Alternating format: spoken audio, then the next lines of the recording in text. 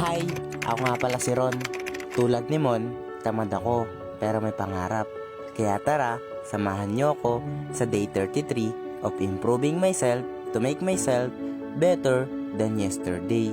Sa day nga na ito, mag-shoulder at legs nga tayo. Kaya naman tara, samahan niyo ako.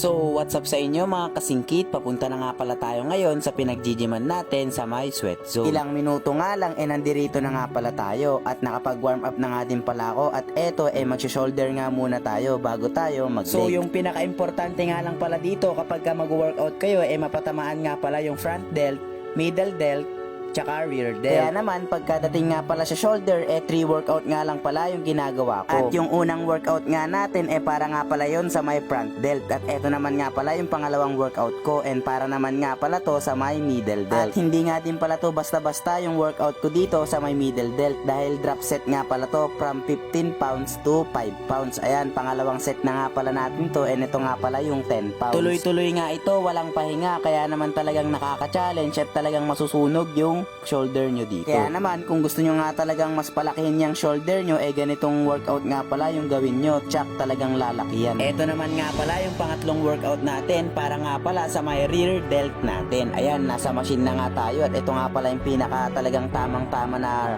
workout pagkadating nga pala sa may rear delt natin. Pero bago nga pala natin ipagpatuloy yung video na to, sa mga hindi pa nga pala nakafollow sa ating Facebook page, mag-follow na kayo para updated kayo sa mga paparating ko pang mga video. At dahil tapos na nga pala tayo sa may shoulder workout, dito naman nga pala tayo sa may traps at dahil kapartner niya nga ito. So ganito nga lang pala yung workout pagkadating nga pala sa may traps and after ko nga pala sa may traps, isinunod ko na nga pala kaagad etong legs. Ayan, ito nga pala yung kinakatakutan ng iba dahil talagang napakahirap at talagang nakakapagod dong leg day. Ngayon na nga lang pala ulit ako nakapag leg day dahil sa tuwing magle-leg day nga pala ako hindi nga pala ako nakakapunta sa gym dahil nga sa malakas ang ulan or di kaya naman talagang busy ako. Kaya naman babawi tayo ngayon sa my legs ko. Sinunod ko na nga palang workout para sa my legs natin dito nga pala sa my leg press. Ayan, kung makikita nyo nga pala dito kala nyo chill lang yan pero napakabigat ng binubuhat natin dyan mga kasingkit, nasa 100 plus kilo. O kapag ka napanood mo yung video na to, sign na to para mag leg day ka at sign na to para hindi mo katakutan yung leg day. Dahil karamihan nga kapag ka leg day nga nila medyo tinatamad sila o di kaya naman talagang nag-i-skip sila pero kailangan talaga nating i-workout yan mga kasingkit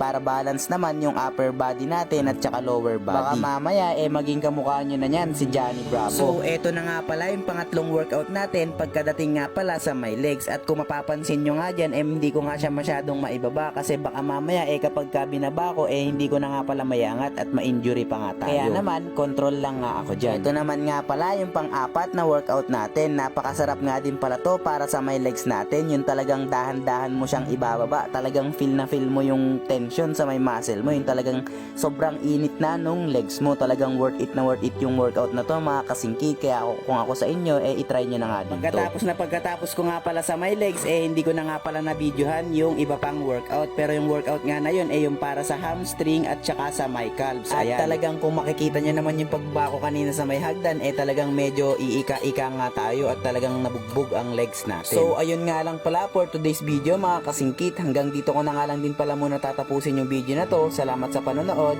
Peace out.